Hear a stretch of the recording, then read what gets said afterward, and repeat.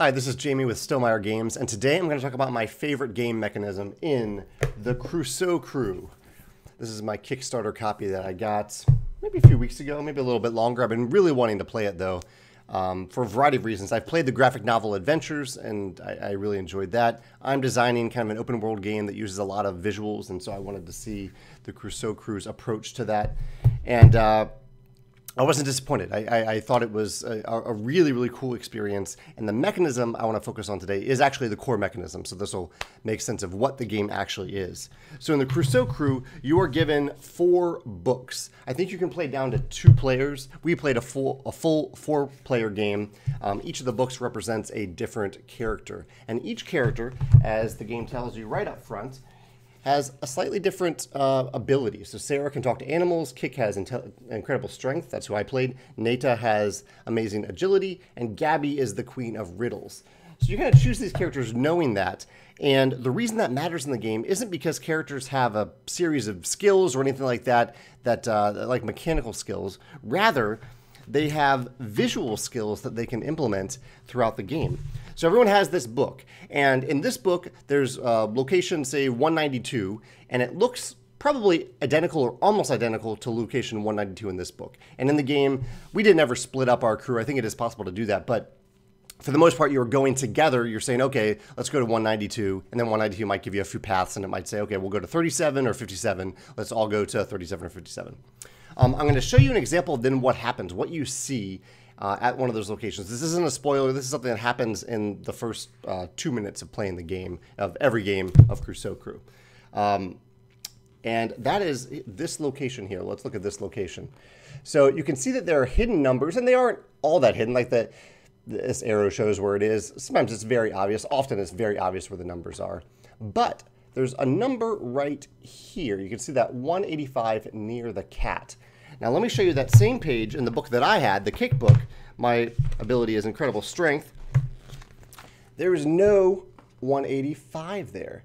And so what that means is that because Sarah can talk to animals, if she can spot it, if she uses her eyes and actually spots that number near the animal, she gets to go to page 185, or section 185 to see what is there, to see what's happening with that cat, what that cat wants to communicate to her. And this is the same across all the characters. Kik he's looking for numbers usually with like heavy things that take a lot of strength to deal with. Sarah is, and you're not just looking for the numbers, Sarah's always looking for animals. So she's looking for animals in her location, and something really cool that happens here. So that's part of it. Part of that is that the idea that you are visually like looking for different things based on who your character is, and you're having different experiences based on your character. And because it's fully cooperative, you are contributing in different ways to the group. Also, there's no or very little alpha player in the game because I can't see what you see. And this is where the other cool thing comes in, which is that I know Sarah's ability is that she can talk to animals. So if I spot an animal on location 192, I might say, hey, Sarah, do you see anything near that animal?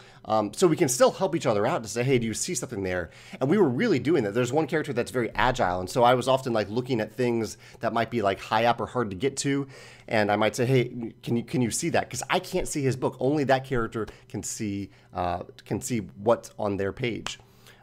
Just a really cool mechanism. And there is a lot of art in this game. So there are, I think, around, how many locations? 206 locations. So a fair amount of art. However, they get a lot of utility out of that art because they're really only adding hidden numbers. There are some unique panels in here, but for the most part, they just had to make 200 illustrations, which is a lot, but then they could just add unique numbers to add a lot of variability and a lot of asymmetry, visual asymmetry to the game. In doing that. So I thought that was really, really cool to create these illustrations, but have them focus on different characters' abilities and what those different characters want to do. That is the Crusoe Crew. Really cool mechanism. If you've seen it in another game, let me know. I don't think I've ever seen this mechanism in another game, but I'd love to see it in more games. Even games that don't have this many locations. It could just have a few locations where maybe you show up in one of these dungeon crawl games and you see something different than the other characters see at that location. That would be really cool. Yeah, those are my thoughts. Crusoe Crew. I'd love to hear your thoughts in the comments. If you have any other examples, if this reminds you of any other games. It reminds me a little bit of Time Stories, but Time Stories, you are all seeing the same thing if you decide to go to the same location, if each of you decides to go to the same location. But it might trigger some other thoughts that you have. I'd love to hear them in the comments. Thanks.